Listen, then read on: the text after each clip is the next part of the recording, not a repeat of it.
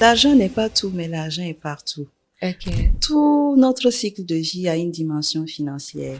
Comment vous pouvez aider les personnes à mieux gérer notre argent? Il y a l'engagement de la personne. Si le pourquoi est très fort, s'il y a eu un vrai déclic qui fait que tu as besoin de bien gérer ton argent, tu vas t'y tenir. Nous, on veut savoir comment multiplier rapidement notre argent et sainement.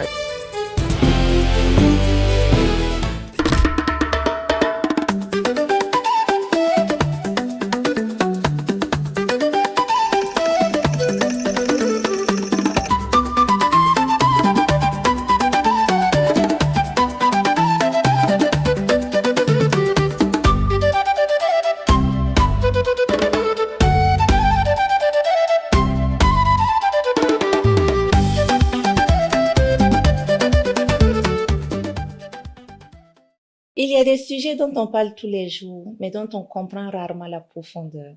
L'argent en fait partie. Il influence nos choix, nos relations, nos rêves et parfois même nos peurs. Pourtant, peu d'entre nous ont appris à développer une relation saine avec lui. Aujourd'hui, sur Transfert Plus, nous recevons une femme qui a décidé de changer cela. À travers son expertise, son parcours et sa vision, Djamina Sawadogo accompagne les personnes à mieux comprendre leur rapport à l'argent et à améliorer la gestion de leurs finances personnelles pour pouvoir prospérer.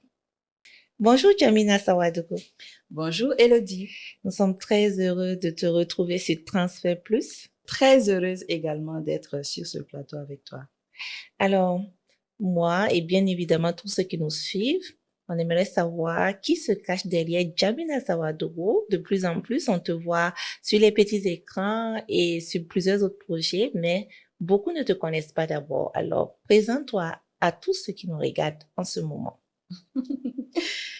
Djamina Sawadogo est une jeune dame, épouse et maman qui aime être bienveillante. Djamina est également la fondatrice de l'entreprise Guide Impact, qui est spécialisée dans la conception, le développement et le déploiement de solutions innovantes dédiées à l'éducation financière, à l'autonomisation socio-économique et à la transformation durable de nos communautés. Nous avons 3 projets principaux en cours. Il s'agit d'abord de l'application mobile Kumafin, qui est une vraie pépite pour ceux qui voudraient améliorer la gestion de leurs finances personnelles. Nous avons également le podcast Kumafin, le podcast d'éducation financière que moi-même j'anime. Et nous avons actuellement des cartes éducatives, un jeu que nous sommes en train de développer pour pouvoir apprendre la gestion de l'argent aux enfants, mais aussi aux adultes.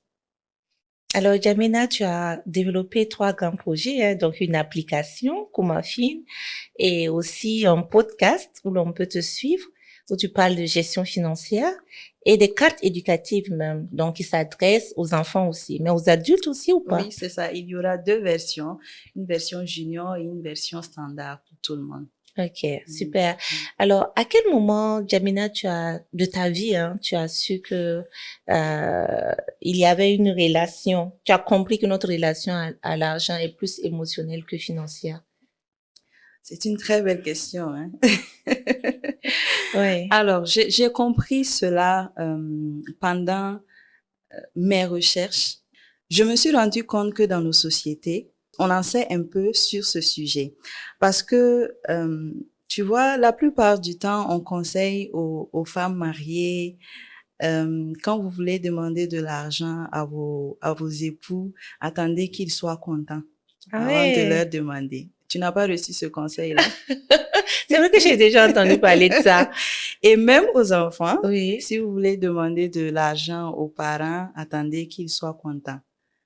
Ah, mais ça, c'est dangereux si papa a toujours la mine serrée, s'il est au courant de cette astuce-là. Ah, donc, tu vois que dans notre culture, on en sait un peu sur cet aspect-là. On sait que lorsqu'on veut faire une demande, il faut aller quand la personne est de bonne humeur. Et c'est déjà un aspect émotionnel qu'il faut prendre en compte. Mais je pense que les gens ne réfléchissent pas au-delà. Parce que au-delà de de l'aspect de dépenser quand on est de bonne humeur. Il y a d'autres émotions qui jouent dans Oui. notre relation à l'argent. Mhm. Il y a la peur, il y a la tristesse, il y a le fait de vouloir impressionner, Oui. il y a même le fait d'être généreux à outrance, etc. Mhm. Voilà. Et je pense que à travers ce podcast, les gens auront peut-être un autre regard sur ces différents aspects. Ok, merci beaucoup, Jamina. Alors, tout à l'heure, tu nous as parlé de 3 projets majeurs et il y a un mot qui est venu plusieurs fois. C'est Kumafin. Alors, pourquoi Kumafin? Ok. Merci, Elodie. Kumafin, déjà, pour expliquer le mot, il y en a qui disent Kumafin, mais c'est Kumafin. Mhm. Donc, Kuma, ça veut dire parler en dioula et fin, c'est la racine de finance. Donc, parler d'argent, parler de finance. Et Kumafin, c'est un projet qui est né d'abord à travers l'application mobile. Voilà. En fait, c'est relié à mon histoire personnelle. Je suis une personne qui a grandi sans connaissance financière de base, hein, sans connaissance sur ce que c'est que l'épargne, sur ce que c'est que le budget, sur ce que c'est que des objectifs financiers même. Et j'ai continué comme ça jusqu'à ce qu'un jour, le déclic se produise. Et ce déclic, il s'est produit lorsque je n'ai pas pu aider une personne chère à moi à résoudre un problème de santé immédiatement. Voilà, parce que je n'avais aucune épargne sur moi. Pourtant, j'avais un bon salaire. Voilà. Et ce jour-là, je me suis promis que cela ne se répétera plus. Donc, c'est à partir de ce moment que j'ai commencé à m'intéresser à la gestion des finances personnelles. J'ai fait des recherches et tous les conseils qu'on aperçoit, parmi ces conseils-là, on dit il faut noter tes dépenses, il faut noter tes revenus. Et j'ai commencé à chercher un outil pour m'aider à le faire. Les cahiers, c'était pas pratique pour moi. Le téléphone aussi, j'ai commencé à faire écrire sur les notes. Oui. Mais à la fin du mois, pour faire les totaux, pour savoir dans quoi est-ce que j'ai mis mon argent, c'était compliqué.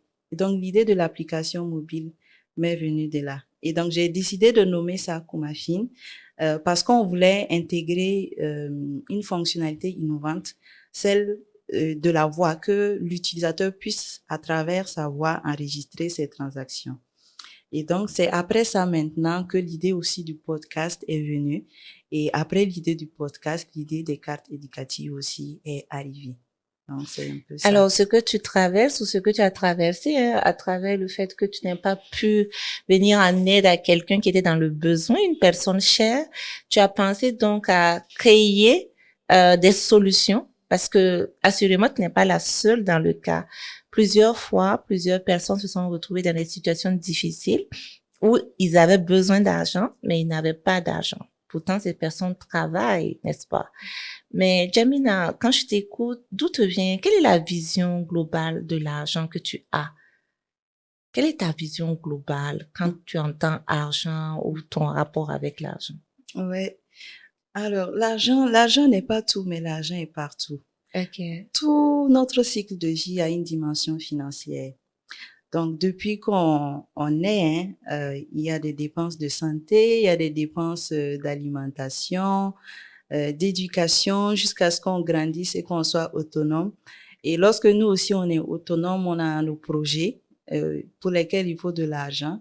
On a des enfants aussi pour lesquels il faut assurer les dépenses de santé, d'éducation et d'alimentation. Et on a des parents aussi qu'on doit soutenir parfois pour certains. Et donc, quand on regarde, tout notre cycle de vie a une dimension financière. Et pour gérer ces aspects-là, ces différents compartiments de notre cycle de vie, les gens ne sont pas forcément préparés à cela. Voilà.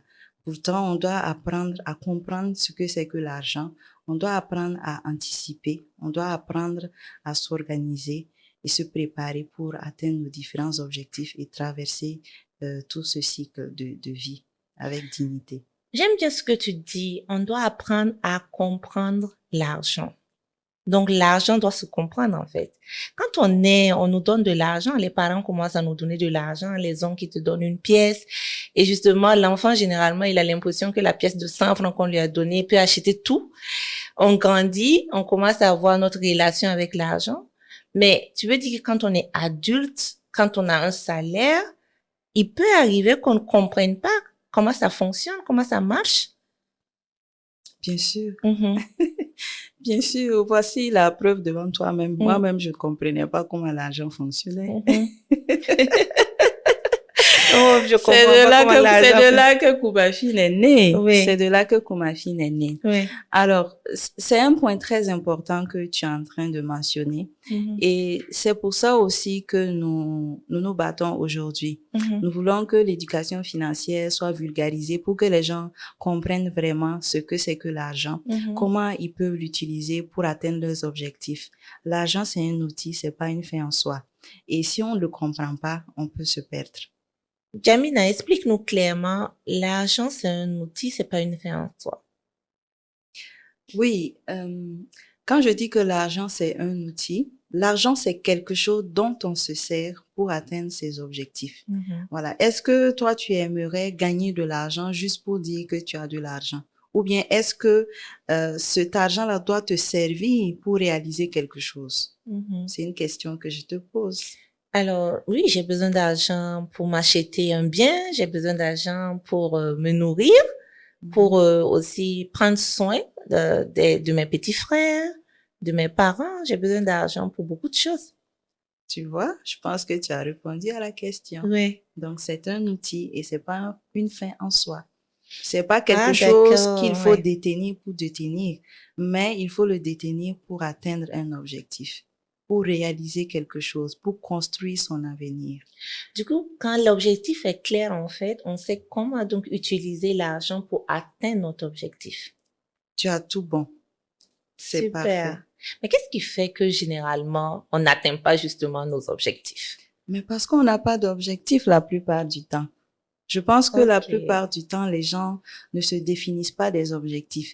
Et même quand ils se définissent des objectifs, ces objectifs ne sont pas clairs. Et lorsqu'un objectif n'est pas clair, tu vas tourner en rond, tu seras dans le flou et tu vas jamais atteindre ce que tu veux atteindre. Donc, il faut avoir des objectifs smart, clairs, précis, limités dans le temps. Voilà.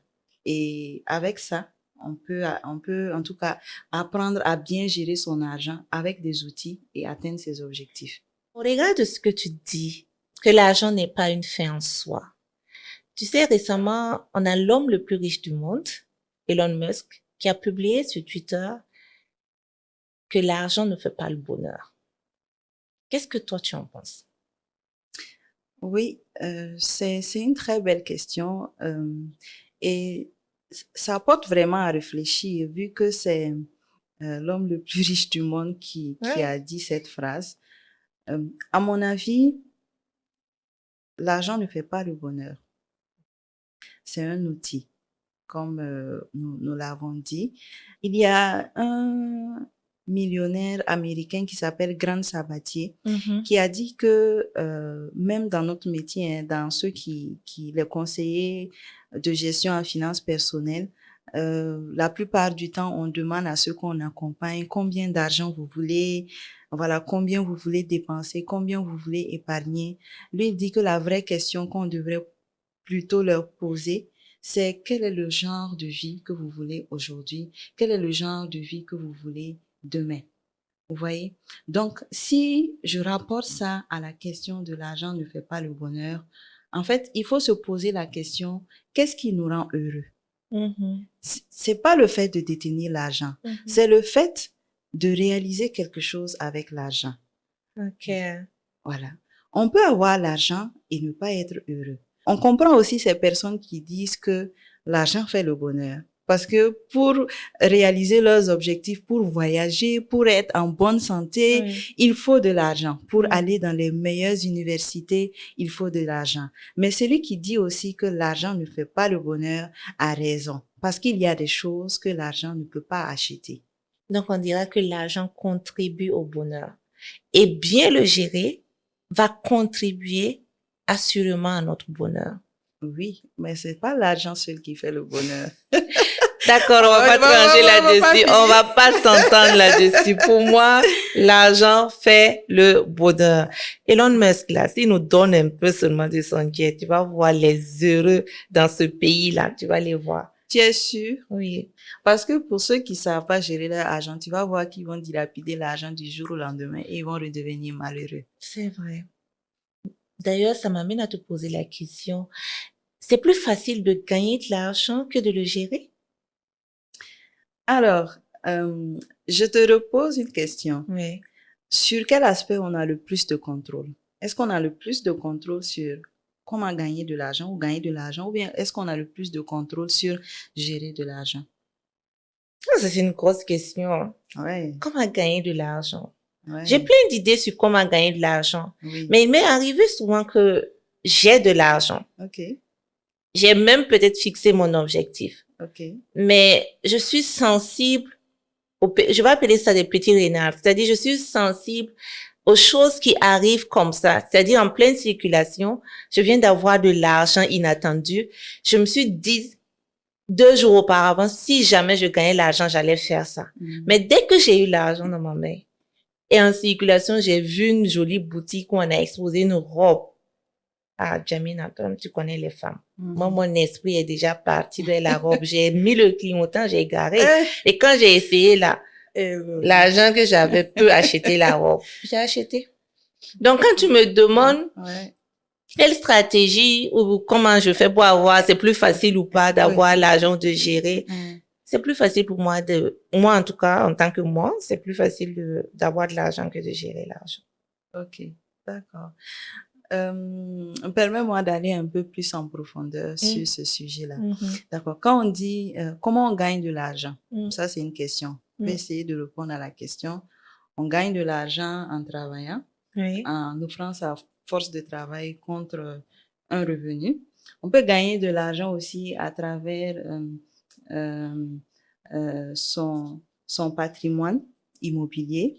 Et on peut gagner de l'argent aussi à travers le capital. Quand on place son argent en banque ou dans les autres institutions financières, ou bien sur les marchés financiers, ou bien sur les marchés monétaires. Et quand je vois comment on se lève le matin, chaque matin tu te lèves, c'est dur souvent de se lever, non? Pour aller travailler, pour gagner de l'argent. Surtout le matin quand il fait froid. Voilà. Donc, tu te rends compte que c'est pas facile. Ouais. C'est pas facile. Et même quand tu places ton argent, ou même quand tu as un patrimoine immobilier qui te rapporte de l'argent, il y a toujours un risque. Ouais. C'est possible que tu n'aies pas le contrôle dessus.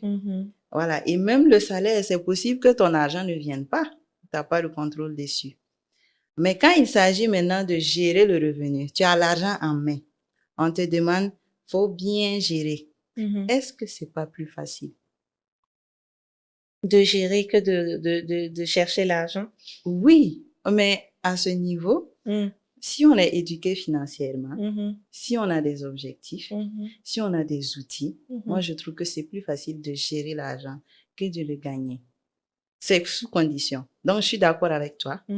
Toi, quand tu vois ta robe, tu clignotes, tu t'arrêtes en même temps pour aller acheter la robe, c'est que tu n'as pas d'objectif clair. Pourtant, mon objectif est clair, hein. Mais c'est quelque chose qui est en moi qui est plus fort. Je peux gagner. Et d'ailleurs, tu as cité des moyens pour avoir l'argent. Tu n'as pas cité les gens aussi qui attendent que ça tombe du ciel. Ça tombe du ciel, le don là. Les dons. Donc, tu vois, ça peut arriver que tu aies de l'argent. Ouais. Mais gérer là. Oui. Tu peux savoir, je sais pas comment, je vais t'expliquer. Un truc simple. D'accord? Je sais que je dois perdre du poids et que je ne dois pas manger tout ce que je vois. On va me dire, fais le sport, ne mange pas gras, ne mange pas sucré. Alors, pour quelqu'un qui aime manger des douceurs, des petits chocolats, des petits trucs sucrés, quand il est en face de ça, pour se maîtriser, c'est vraiment un problème. Ça veut dire qu'il doit travailler sur ça. C'est un peu comme l'argent et les petites dépenses. Tout à fait. Donc, quand tu as envie de faire du shopping et que tu tiens ton argent, l'objectif est là, mais tu te dis, je peux enlever un peu et puis après je vais trouver solution. Tu vois un peu ce que je veux dire? Ça, je dis, quelle est la psychologie qui fait que on n'arrive pas à atteindre nos objectifs? Pourtant, on les a écrits. On les a déposés, en fait. Ou bien peut-être que le pourquoi n'est pas suffisamment grand. Ça, je ne sais pas, mais bon. Moi, je pense que tout est lié. Mais pour, pour répondre à la question, mais toi-même, tu vois que c'est un problème de ne pas arriver à se retenir pour pouvoir atteindre ses objectifs. Ah oui, assurément. Donc, c'est déjà un problème. Donc, pour revenir à la question sur la psychologie, la psychologie de l'argent nous dit que la plupart du temps, on est plus influencé par nos émotions sur le sujet de la gestion de l'argent plutôt que par notre raison. Je vais étayer ça même à travers un exemple. Quand tu vas au supermarché, qu'est-ce que tu fais en général? Est-ce que tu fais une liste avant d'aller ou bien est-ce que tu fais la liste dans ta tête? Quand j'avais dit est-ce que tu fais une liste sur papier ou sur ton téléphone et tout, une liste écrite, ou bien est-ce que tu l'as fait la liste dans ta tête avant d'aller? Et comment ça se passe quand tu arrives? Objectivement, en début de mois, je fais une liste, ok, pour aller acheter les choses essentielles. Mais il y a toujours quelque chose que je vais prendre qui n'était pas sur la liste, que je vais ajouter à mon panier parce que on a mis en promo ou bien on l'a mis en tête de rayon et c'est une opportunité. En fait, mon cerveau prend les opportunités. Il suffit qu'on mette promo, il suffit qu'on mette quelque chose de magnifique en début de rayon et rapidement ça chamboule tout le programme en fait. Ouais. Et tu vois que c'est Attends, Jamina, tu es en train de dire que mon cas est sérieux. Non, mais mon cas, c'est le cas de beaucoup de personnes, hein. Tu n'es pas la seule. Même moi. Mais je t'explique. Moi, au moins, je comprends comment ça se passe. Je vais t'expliquer. Donc, les économistes du comportement nous disent que, en général, on a deux systèmes de pensée. Il y a le système réflectif et puis le système automatique. Donc, le système automatique, c'est là-bas où il y a nos intuitions, nos automatismes, nos habitudes, etc. Et quand on va au supermarché, c'est ce système-là, le système automatique qui prend le dessus parce que c'est là-bas que les émotions sont activées. Donc, comme tu as dit, parce qu'on a vu que quelque chose est joli, on va acheter. Ou parce qu'on a vu simplement le mot promo, on va acheter. Donc, en fait, tout est mis en place pour nous influencer à faire des achats et à dépenser. Donc, ce que tu dis là, c'est expressément fait par par ceux qui produisent ces produits-là. Même la façon de mettre, d'agencer les produits sur les rayons, tout est fait pour nous influencer, pour qu'on achète. Et donc, aujourd'hui, c'est quelque chose que les gens ne savent pas. C'est pour ça qu'on veut essayer aussi de vulgariser ça, de dire aux gens, attention, on est influencé. Il faut seulement faire l'achat lorsque tu en as envie, lorsque tu en as besoin. Voilà. On ne dit pas aussi de ne pas acheter quelque chose dont on a envie. Mais ce qu'on dit, c'est de rester dans la limite de son budget. Voilà. Si dans ton budget, tu avais prévu un montant pour ça, tu peux y aller. Rester dans la limite de ton budget. Voilà. Mais si tu n'avais pas prévu de montant, c'est non. Wow. Mais dis-moi concrètement, comment Kumafin ou en tout cas comment toi et ton équipe vous pouvez nous aider? Kumafin s'y prend à travers un système bien intégré, comme je l'ai dit. Il y a d'abord le podcast qui fait que à travers ça, on arrive à éveiller les consciences, à dire aux gens attention, il faut avoir des objectifs et puis il faut avoir un système en place pour atteindre ces objectifs.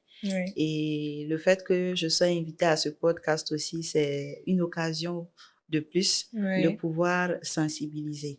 Maintenant, au-delà du podcast, il y a l'application aussi qu'on va déployer bientôt parce que c'est pas encore disponible sur Play Store. C'est seulement la version test qui est disponible, mais bientôt, d'ici 1 ou 2 mois, elle sera disponible sur Play Store. Et il y a aussi les cartes éducatives que nous allons utiliser pendant nos formations. Nous, on a une approche transformatrice. Ça veut dire que on veut faire passer nos apprenants de la conscience aux connaissances et aux compétences, là où la plupart du temps, les gens s'arrêtent. Quand les gens font une formation en éducation financière, on vous transmet les connaissances, on vous transmet les compétences et puis c'est fini. Et quand c'est comme ça, le changement de comportement que tu veux là, Élodie, tu vas pas faire tu n'auras pas ce changement de comportement. Ouais. Et nous, on veut aller au-delà. On veut aller au changement de comportement, on veut aller au changement des habitudes. Et une des premières étapes dans notre accompagnement, c'est de permettre à la personne de se rendre compte de toutes ces croyances limitantes qu'elle a sur l'argent. Voilà. De tout ce qui l'empêche d'atteindre ses objectifs. C'est tout ce que tu as cité ici. Voilà. Le fait que quand tu vois promo, tu es tout de suite incité à acheter. Oui. Et lorsqu'on arrive à avoir toutes ces croyances limitantes en vue, on essaie maintenant de les déconstruire et de les remplacer par de nouvelles croyances plus saines. Et après ça maintenant, il y a l'engagement. Il y a l'engagement de la personne. Et souvent aussi, on peut s'engager et puis ne pas atteindre ses objectifs. Mais moi, je trouve que, comme tu l'as dit, c'est quand le pourquoi n'est pas assez fort. Oui. Voilà, si le pourquoi est très fort, s'il y a eu un vrai déclic qui fait que tu as besoin de bien gérer ton argent, tu vas t'y tenir. C'est vrai que il peut y avoir des déviations, mais tu vas revenir sur la route. Il peut y avoir des déviations, mais tu vas revenir sur la route. Tout à fait. Le plus important, c'est d'avoir un grand pourquoi et aussi un accompagnement. Donc, tu as parlé d'applications, d'éducation par des jeux et aussi le podcast où il y aura toute une série de petites vidéos où tu expliques comment gérer son argent. J'ai une question. Est-ce que tu vas aussi apprendre aux maris polygames à gérer leur argent ou bien c'est comment? Il faut être équitable, non? Première, deuxième, troisième. Surtout que c'est en vogue maintenant au Burkina. Tu parles des familles polygames ou seulement des maris? Non. Bon, tu es en train de dire que l'homme doit gérer, mais la femme aussi doit gérer, c'est ça? Non, oui, bien sûr. Alors, dis-moi. La femme doit encore plus mieux gérer parce que généralement, c'est elle qui gère les dépenses de la famille. Ah ouais. Oui. Et c'est elle qui transmet aussi l'éducation aux enfants. Parce que les enfants passent plus de temps avec la maman qu'avec le papa. Ça, c'est vrai. Donc, je pense que c'est les femmes qui doivent mieux comprendre comment gérer. Tout le monde doit comprendre comment bien gérer son argent. Alors, donc, dans un couple modèle type, quand on parle de gestion financière, qu'est-ce que tu conseillerais? Est-ce que je dois connaître le salaire de mon mari? Est-ce que mon mari doit connaître mon salaire? Je ne suis pas trop chaude dans cette histoire-là. Après, non, sérieux, dis-nous, comment ça se passe pour qu'on comprenne comment gérer les finances dans le couple et aussi peut-être apprendre petit à petit à l'enfant qui grandit comment tu gères tes 100 francs, tes 500 qu'on te donne. Ok. Avant de t'expliquer comment vous pouvez gérer les finances dans le couple, je vais t'expliquer pourquoi c'est important. C'est important de bien gérer, d'être clair sur les finances dans la famille. Moi, je prends la famille de manière générale, au-delà du couple, parce qu'il faut impliquer aussi les enfants. D'accord. Et si tu remarques, la plupart des entreprises dans le monde qui arrivent à lever du financement, que ce soit par la bourse ou bien par le biais d'autres investisseurs, leurs finances sont claires, leurs finances sont connues et transparentes. On sait d'où ces entreprises-là viennent, on sait où elles se situent et puis on sait où elles vont. Donc, je pense que ça doit être la même chose dans nos familles. Si chacun veut gérer son argent de son côté et il cache, il fait ses projets de son côté, je pense que comme ça, on va pas s'en sortir. Voilà. Si chacun est dans son coin, on va pas s'en sortir. Plus la question des finances sera transparente dans la famille, plus elle sera claire. Et moi, je pense qu'on aura les outils pour aller très loin, pour construire l'avenir des enfants et tout. Voilà. Je pense que c'est très important. C'est très important. Et culturellement, dans nos communautés, on ne parle pas beaucoup d'argent. C'est ça. Donc, si je reviens à ta question, est-ce qu'il faut forcément partager le montant des salaires? Comme les gens ne sont même pas, ils sont même pas encore bien sensibilisés sur la question de la gestion de l'argent. On va Ouais. pas obliger les gens à se partager leur salaire. Si vous voulez, en tant que couple, vous pouvez partager vos montants de salaire, vos montants de revenus. Voilà. Maintenant, ce qui est important, même si chacun gagne son salaire de son côté, c'est d'avoir un budget pour la famille. Et là, on essaie de voir les contributions de chacun. Voilà, vous réunissez parce que généralement le budget a deux grandes rubriques. La rubrique des entrées d'argent et puis la rubrique de sortie d'argent. Donc, chacun donne et puis ça constitue la rubrique des entrées d'argent. Et vous voyez maintenant comment vous allez le dépenser. C'est là-bas les gens parlent de 50-50 là. Ou bien c'est général? C'est là-bas que les gens parlent de 50-50. Mais je pense que c'est pas ici. Ah, c'est ok. c'est là-bas là. C'est là-bas. Voilà, sinon, Ici, c'est pas là, 50-50. je pense, à mon avis. Mais C'est on mieux. ne sait pas. Je suis contente que tu sois d'accord avec moi. On ne sait pas. Bon, mais je pense que dans nos communautés, en tout cas, les hommes font plus que les femmes. Je pense. Non, on reprend. Dans nos communautés, les hommes doivent faire plus que les femmes. Doivent. C'est ça. Faut bien conjuguer les mots. Tu as quoi? Ils doivent faire plus que les femmes. Ils doivent faire plus que les femmes. Il n'y a pas 50-50 pour ici. Pour moi, dans nos communautés, les gens doivent s'entendre et faire ce qu'ils veulent. Tu es une politicienne. Faut dire la vérité aux gens. C'est pas la vérité. Les gens doivent faire ce qu'ils veulent. Non, mais sérieusement. Ok, tu parlais de dépenses, de ce qui doit être aussi épargné. Donc, tout ça, ça doit être mis en commun. Donc, c'est pas obligé, en fait, que ce que l'homme envoie, peut-être la femme envoie aussi à hauteur.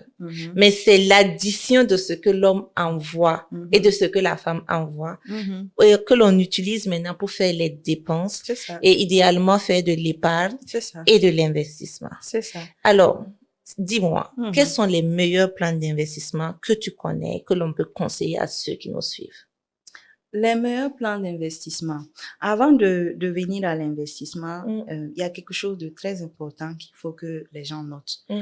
C'est vraiment capital. C'est le fonds d'urgence. Le fonds d'urgence, voilà, ok. Ou l'épargne de précaution. C'est une épargne qui normalement, on conseille normalement qu'elle représente entre 3 et 6 mois de dépenses essentielles. Ce fonds-là, il doit être logé quelque part dans une banque ou bien une institution de microfinance et il doit être disponible pour vous aider en cas d'imprévu. Tu sais, il y a tellement d'imprévus. Et depuis même que moi j'ai commencé à travailler là, les imprévus ne s'arrêtent jamais. Chaque fois il y a imprévu. Chaque fois il y a imprévu. Oui. Et si on n'a pas un fonds pour nous aider, c'est très difficile. Mais il faudrait aussi un fonds de gestion des imprévus parce que prioriser les imprévus, hein. Sinon, tu risques de prendre encore tout l'argent que tu prévois pour sortir dès qu'il y a un petit problème. Non, je n'ai pas compris ce que tu dis. Parce que le fonds d'urgence ou le fonds de gestion des imprévus, là, c'est de ça que je parle. Oui. Si tu as un imprévu, tu dois le piocher là-bas. Tu dois piocher l'argent pour gérer l'imprévu dans ce fonds. Mais au fur et à mesure que tu enlèves de l'argent, il faut penser aussi à le réalimenter pour qu'il atteigne le niveau donné. Voilà. Ça, ce fonds-là est vraiment capital et il faut que les gens mettent la priorité sur ce fonds avant de commencer maintenant les autres épargnes pour les projets et pour les investissements, etc. Voilà. Parce que quand le fonds d'urgence n'est pas là, imagine, il y a des gens qui me disent qu'ils n'ont pas de problème de gestion financière, mais ils n'ont pas de fonds d'urgence. Et s'ils ont un problème aujourd'hui, c'est gâté. Donc, le fonds d'urgence, quand même, il faut qu'on précise, il est différent de l'épargne que l'on constitue.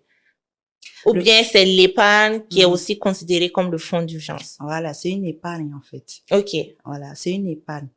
Il faut commencer par cette épargne-là. On l'appelle juste le fonds d'urgence parce que c'est là-bas que tu vas aller puiser lorsque tu auras un problème, une urgence, une maladie, la voiture qui est en panne, quoi d'autre? On a quoi d'autre comme imprévu? Oui, il y a toujours quelqu'un qui vient demander de l'argent, peut-être pour se soigner. Vient de... Mais c'est ça, il y a tellement d'imprévus, tu en parlais, non? Oui, mais les imprévus liés à l'aide, là, ça c'est un autre débat. Voilà. Il faut prévoir dans son budget un montant aussi pour l'aide. Ok. Voilà, pour l'aide familiale, pour la solidarité. prévois aussi un montant dans le budget pour ça. Ok. Mais le fonds d'urgence, c'est pour régler vos problèmes, les problèmes qui vont subvenir. Alors, Voilà. peut-être que quelqu'un Mhm. qui nous écoute en ce moment va se dire, c'est quoi? Attends, je vais finir. Parce que je n'avais pas fini ce que je Vas-y, voulais. vas-y. Celui qui me dit qu'il n'a pas de problème de gestion financière, Oui. et puis il a un problème. Voilà. Il gagne l'argent pour régler le problème, malgré qu'il a investi. S'il a investi dans des actifs qui sont pas liquides, où il va gagner de l'argent? Il sera obligé, il va stresser. Il sera obligé de brader peut-être son investissement, de se rabaisser même pour pouvoir avoir de l'argent rapidement, pour pouvoir résoudre le problème. Ouais. Et donc, quand il me dit qu'il n'a pas de problème de gestion financière, moi, je souris parce qu'il a un problème. Voilà. Il faut que les gens s'inculque le fait que l'épargne, le fonds d'urgence est capital. Il est prioritaire. Tout le monde doit avoir un fonds d'urgence parce que les imprévus ne s'arrêtent pas. On aura toujours des imprévus. Il faut même adapter son cerveau pour rendre ça normal en fait. Qu'il y aura toujours quelque chose qui va clocher. Il faut de l'argent pour ça. Genre, faut pas penser que tout va bien dans le meilleur des mondes possible, quoi. Moi, je sais pas comment même on peut penser ça. Moi, parce qu'on je suis tout le temps positive. Hein. Non, c'est différent. C'est différent. Le fait d'être positif n'empêche pas d'avoir son fonds à côté et justement, ça c'est le fait. Anticipation, c'est très bien. Non, je suis d'accord avec toi. C'est l'anticipation. C'est d'ailleurs une bonne forme de résilience parce que quand on dit qu'on est résilient, c'est parce qu'on a anticipé un choc en fait. Tout à fait. Très bien, Jamina. Mais si on a anticipé, on a le fond. Je disais que peut-être quelqu'un qui nous écoute va se dire, bon, c'est quoi qu'on met dans ce budget familial? Après, il suffit juste de contacter Koumafine et vous aurez tout ce qu'il faut. Mais est-ce que tu as de grandes lignes à partager rapidement avec nous sur le budget familial? Parce que c'est important. Et oui, on aimerait savoir. D'accord. Le budget familial, comme je l'ai dit, comme tout budget, il est composé de 2 grandes rubriques. Donc, c'est vraiment très simple. Je pense que la plupart du temps, les gens ont peur. Ils se disent que le budget, là, c'est quelque chose de compliqué, alors que c'est très, très simple. Et notre application même vient encore simplifier la tâche. Vous n'avez rien à faire. Vous avez juste à inscrire les montants. Donc, pour revenir à l'explication du budget, il y a 2 grandes rubriques. Il y a la rubrique des entrées d'argent et puis la rubrique des sorties d'argent. Donc, les entrées d'argent, comme on a dit, c'est tout ce qui rentre pour la famille. Voilà, pour la famille, c'est les contributions de chacun. Ce que je n'ai pas dit aussi, c'est que chacun doit avoir son budget dans la maison.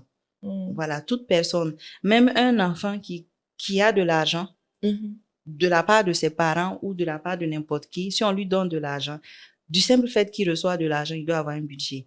Donc, il faut que tout le monde ait son budget. Moi, je dis une personne, un budget. C'est mon slogan comme ça. Voilà. Donc, si je reviens au compartiment, dans la rubrique maintenant des dépenses, on liste, pour le budget de la famille, on liste toutes les dépenses liées à la gestion de la famille. Ça peut être loyer, éducation, alimentation, etc. Maintenant, à Koumafine, nous, on priorise l'épargne et l'investissement. Ça veut dire que dès que vous recevez, dès que vous avez prévu votre montant, le montant que vous allez recevoir, ce qui sera comme entrée d'argent. Voilà, il faut prévoir l'épargne et l'investissement en priorité. Dans ce montant-là, vous prévoyez un pourcentage ou en tout cas ce qui vous conviendra en épargne et en investissement. Ensuite, maintenant, vous pouvez répartir ce qui reste en dépenses essentielles et puis en dépenses d'envie ou de loisirs. Voilà. Les dépenses essentielles sont les dépenses qui sont importantes pour qu'on puisse vivre. Voilà. Sans lesquelles on peut pas vivre dignement. Maintenant, les dépenses de plaisir ou d'envie, ce sont les dépenses qu'on fait qui nous font plaisir, mais qu'on peut repousser et qui sont pas forcément nécessaires. Voilà. Donc, ce sont les 3 grandes rubriques. Il faut que les gens arrivent à faire la différence entre le besoin et puis l'envie. Le besoin et puis l'envie. Voilà. J'aimerais qu'on développe ça mais on est pris par le temps. D'accord. Donc, je vais plutôt t'écouter sur donc les investissements que tu conseilles en ce moment, qui sont intéressants, et ceux qui voudront aussi t'approcher, si tu as des conseils à donner en matière d'investissement. C'est un peu ça qui est c'est un peu ça qui est à la mode maintenant. On parle d'investissement, on parle de bourse, on parle de tout votre jargon autour de l'argent. Non, on sait pas. Nous, on veut savoir comment multiplier rapidement notre argent et sainement. Je ne parle pas de, tu mets aujourd'hui, demain, tu as 100%. Non, je parle pas de ça. Je parle d'investissement sain et à long terme et qui peut vraiment produire un bénéfice intéressant pour soi et pour la famille. Mais tu as dit un mot là, tu as dit rapidement. Bon, moi, j'ai été victime de ça. On est venu me voir un jour. Je sais que t'es pas tombée. Non, il y a longtemps. J'ai été victime. C'est même pas... On est venu me voir un jour, rapidement. Mais en fait, la personne qui était en face de moi, tu ne peux pas imaginer que c'est pas un bon truc. Tu sais, il y a des personnes de confiance qui sont en face de toi souvent, qui te proposent un bon deal. On va aller comme ça. Oui. Si tu mets aujourd'hui, dans 2 semaines, si tu mets 100 000, on va t'ajouter 100 000. Ça va faire 200 000. À toi aussi. Ça, c'est une bonne affaire. Et toi, tu es tombé dedans. Bien même. Bon, si la personne était de confiance et est tombée dedans, c'est que toi, tu vas tomber dedans. Mais j'ai eu la chance. Parce que là, moi, au moins, j'ai mis 100 000. Mais il y a quelqu'un qui était à côté de moi. Comme il a vu, il dit, va mettre 500 000. C'est comme ça. Donc, si tu mets 500 000, tu as 500 000 aussi. Non, ils nous ont eu. Wow. Mais pour dire que, bon, il faut arrêter ces genres de propositions, c'est ouais, la question des arnaques est vraiment très cruciale aujourd'hui. Je pense c'est une des missions aussi de Kumafin de pouvoir sensibiliser sur la question. Il faut que les gens apprennent à chercher à savoir qu'est-ce qui est derrière un système, surtout lorsque les rendements sont aussi intéressants là. Il faut que les gens cherchent à comprendre c'est quel système qui est derrière. Voilà, parce que toi, autour de toi, tu as des business, mais tu n'entends pas que ces business-là font 100%. Et puis, tout à coup, on vient te dire qu'un business fait 100% de rendement. Toi, tu sautes dedans sans comprendre. Les gens ont des problèmes d'argent. Mais c'est un gros piège. Ils ont des problèmes d'argent et tu vas voir que ils vont même pas en parler. Donc, on peut même pas les aider comme on sait le dire. Ah, c'est un point important. C'est pouvoir parler pour avoir aussi des solutions. Oui. Pouvoir demander même l'avis de quelqu'un. Oui. Pour lui dire, j'ai entendu parler d'une affaire là, est-ce que toi, tu as déjà entendu? Ah non, ça c'est l'égoïsme. Moi, je veux être riche et puis tu vas entendre que je suis devenue riche. Est-ce que moi, je vais aller te dire comment je suis devenue riche? Ça c'est nous, l'Africain. Mais voici que tu as perdu. Ça aussi, tu dis pas à quelqu'un. Son bonheur est caché. Mais c'est dommage, hein. Ouais. Mais c'est dommage. Donc, c'est l'occasion de sensibiliser, de dire aux gens que lorsqu'il y a des promesses de rendement irréalistes, vous-même, il faut essayer de chercher à savoir qu'est-ce qu'il y a derrière. Et les arnaques sont tellement... il y en a tellement actuellement, même sur les plateformes de réseaux sociaux, il y en a souvent qui postent des meubles et qu'ils bradent et tout. Et puis, tu vas voir que beaucoup de gens aussi tombent dedans. Moi, tant que moi, je n'ai pas vu le meuble en question là, moi, je n'envoie pas mon argent. Oui, faire attention sur les achats en ligne. Donc, chaque fois qu'il y a quelque chose et que vous-même vous doutez, il faut chercher une preuve d'abord. Soit voir le matériel en question, soit vraiment comprendre le système qui est derrière ça, qui génère autant d'argent. Voilà, donc c'est important. Il faut pas vous laisser enliser dans des situations pareilles. Voici que vous perdez beaucoup d'argent. Si vous les aviez mis on va en revenir, hein, tu avais parlé de la question des investissements. Si tu avais bien placé ça à la bourse, voici qu'aujourd'hui tu avais ton argent, tu es en paix et ça va continuer à fructifier. Voilà, donc c'est important. De ces investissements. Voilà, donc pour revenir sur les investissements, il y a plusieurs façons d'investir.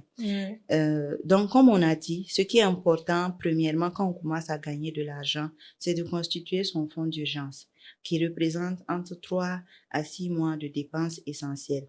Voilà. Tu te rappelles, on a fait la distinction entre une dépense essentielle et une dépense d'envie ou de plaisir. Voilà. Donc, quand on a fini de constituer ce fonds d'urgence-là, lui, il peut rester en épargne disponible. Voilà. Et cette épargne-là est généralement rémunérée autour de 3,5% dans les institutions bancaires, de microfinance, etc. Ouais. Maintenant, au-delà de ce montant, il faut chercher maintenant des rendements plus importants. Et ça dépend du profil de risque de chacun. Si on va sur les marchés financiers, et dans les marchés financiers, nous avons ce qu'on appelle les obligations, nous avons ce qu'on appelle les actions et nous avons aussi ce qu'on appelle les fonds communs de placement. Voilà. Donc, les obligations sont les produits qui sont les moins risqués, si on va dire. Donc, eux, ils sont autour de 6%. Donc, si toi, tu es vraiment 0 risque, tu peux investir dans les obligations. Là-bas, en tout cas, tu as un meilleur rendement que un produit d'épargne de 3,5-4%. Classique. Voilà. Maintenant, les actions, plus tu prends de risques, plus, en tout cas, tu es supposé avoir de meilleurs, parce que ça, c'est proportionnel au risque. Tu es supposé avoir de meilleurs rendements. Voilà. Et il y a les fonds communs de placement qui sont des paniers. Voilà, ce sont des mélanges d'actions, d'obligations. En tout cas, c'est un mélange. Et là-bas aussi, c'est très intéressant. C'est très intéressant parce que tu n'as pas forcément besoin de comprendre toi-même. Voilà. Il te suffit juste d'acheter dans une SGO, Société de gestion d'OPCVM, pardon. Les sociétés de gestion d'intermédiation, c'est là-bas où tu gères le compte titre ou la société aussi gère pour toi un mandat de gestion. Voilà. Donc, c'est là-bas qu'on peut acheter les actions, les obligations directement. Voilà. Donc, c'est un peu ça pour la Donc, bourse. il y a des choses intéressantes pour investir au-delà de la banque classique et à la bourse que vous proposez. Il y a la bourse et puis, bon, il y a l'immobilier et puis, il y en a qui entreprennent aussi, hein. Voilà. Qui est toujours lié aussi au risque, hein, l'entrepreneuriat. Bien sûr. Alors, tout le monde peut investir, tout le monde peut aller à la bourse, n'est-ce pas? Oui. Avec le montant que vous avez. Non, ça dépend des SGI et des SGO. Ils ont des montants planchers parfois. Donc, il faut se rapprocher de la structure en question pour savoir quel est le plancher à partir duquel il faut investir. Je sais que ici, il y a une des structures, c'est à partir de 50 000. Il y a une autre des structures, c'est à partir de 68 000. Voilà. Donc, il faut se rapprocher. Et maintenant, au-delà de ça, maintenant, tu peux investir progressivement. Ajouter le montant que tu veux. Alors, Jamina, on est en train d'atterrir tout doucement. Je pense qu'on a de passer un bon moment autour de l'argent. Mais j'ai une question avant ton mot de fin. Tu sais c'est quoi? Laquelle? Est-ce qu'un pingre gère bien son argent? C'est un bon gestionnaire. Un pingre? Oui. Tu connais les pingres? Il y a des gens là, tu vois pas leur argent. Mais est-ce que c'est synonyme de bonne gestion financière? Faut en parler. Il y a ceux qui dépensent, un peu comme nous. Il y a ceux, on voit même pas leur argent. Quand tu les demandes tout le temps, ils n'ont pas d'argent. Ils n'ont pas d'argent. Tu ne vois pas réellement s'ils sont en train de solutionner un problème ou d'investir, mais ils ont du mal à dépenser. C'est-à-dire, peut-être un problème psychologique aussi. En tout cas, je sais pas, tu me diras. Mais il a l'argent, il travaille, il fait de l'argent, mais il a du mal à investir ou à se faire plaisir. Qu'est-ce que tu en penses? Je pense que c'est comme tu as dit, hein, c'est lié à sa personne. Et tu sais que notre personne d'aujourd'hui est très souvent le résultat de notre enfance et de ce qu'on a vécu avant. Donc, il y a certaines personnes qui ont vécu des traumatismes. Comme je le dis, on va revenir encore à la psychologie de l'argent. C'est vrai qu'il y en a qui sont dépensiers, mais ça peut être l'effet contraire aussi. Comme je l'avais dit, l'argent aussi, ça peut être source de stress pour quelqu'un. Ça peut être... ça peut vouloir dire la peur de manquer. Voilà. Et donc, cette personne, comme tu dis, pingre là, peut-être qu'elle a peur de manquer. Donc, elle garde. Elle garde parce qu'elle a peur de manquer. Donc, au fond, ça peut être un problème. Donc, attention à nous qui le jugeons, quoi. Bien sûr. Il faut essayer de le comprendre. Bien sûr. Et à Koumanfine aussi, le ping peut avoir des solutions pour mieux lâcher l'argent. Ça dépend. On va tout ramener encore À la aux psychologie, objectifs, oui, et aux objectifs. aux objectifs de vie de chacun. Oui. Voilà. Non, sérieusement, il y en a, tu sais qu'il fait de l'argent, mais tu ne vois pas, en fait. C'est ça, c'est vraiment clair. Il y a des familles qui souffrent parce que le papa, justement, il a cette peur de manquer. Donc, il garde, mais il ne réalise pas. Parce que vivre aussi, le bonheur dont on parlait, c'est réaliser des choses. Donc, tu sais que l'argent rentre, mais tu ne vois pas la réalisation matérielle des choses qu'ils font à long terme. Donc, c'est bien aussi d'aider ces personnes-là, si Koumafin le fait, à réussir à atteindre les objectifs et en lui montrant que si tu as une bonne gestion financière, tu ne vas pas manquer. Je suis absolument d'accord avec toi, mais il faut que ces personnes-là prennent conscience qu'elles ont besoin d'aide, en fait. Alors, Jamina, j'ai quand même une toute dernière question. On va revenir rapidement sur c'est quoi la gestion financière pour les enfants et par les enfants? Ok. C'est une très belle question, d'autant plus que nous sommes en train de développer les cartes éducatives, comme je t'ai dit. Donc, je reviens sur les cartes avant de... Je vais répondre à ta question en même temps à travers mes cartes. Donc, l'idée des cartes, c'est un jeu de décision financière très ludique pour apprendre la gestion de l'argent aux enfants. Donc, l'idée, c'est d'apprendre aux enfants à réfléchir quand ils reçoivent un revenu avant de commencer à dépenser. Nous qui n'avons pas reçu d'éducation financière, généralement, quand on reçoit de l'argent, on commence à dépenser, les dépenses fixes, on commence à dépenser ça, non? Tout ce qui est fixe, tout ce qui est prioritaire, et puis on continue seulement. On continue jusqu'à ce que ça finisse. Si ça reste, on vit ça en épargne. Si ça reste pas, on dit que l'argent ne suffit pas. Donc, l'idée, c'est de changer de mindset, d'apprendre à l'enfant, quand il reçoit un revenu, il doit d'abord réfléchir, décider quoi en faire, l'inscrire dans un budget avant de commencer à dépenser. Voilà, c'est tellement capital aujourd'hui. Mais c'est simple, quoi. L'enfant apprend très vite de toute façon, donc il maîtrise à travers ces cartes-là comment gérer son argent. C'est ça, il apprend à réfléchir avant de dépenser. Il apprend à faire un budget parce que il y aura une fiche budget qu'on a. Et il apprend aussi à réagir aux situations de la vie. Parce que c'est un simulateur, en fait, de situations de la vie. Et comment l'enfant réagit face à ça. Donc, par exemple, s'il a prévu de l'argent pour un loisir et que le loisir, il tire une carte loisir, il décide s'il met son argent dans ce loisir ou pas. Voilà. S'il se trouve aussi qu'il a déjà dépensé tout son argent et puis il tire une carte dépense ou bien une carte solidarité, on en parlait, on va voir comment l'enfant va réagir. Est-ce qu'il va donner, il va aller puiser dans son épargne pour donner ou bien qu'est-ce qu'il va faire? Le but, c'est de susciter la discussion. La vie que nous vivons aujourd'hui, c'est ça que nous avons concentré dans ce jeu et en faire quelque chose de très ludique pour apprendre aux enfants à bien gérer leur argent.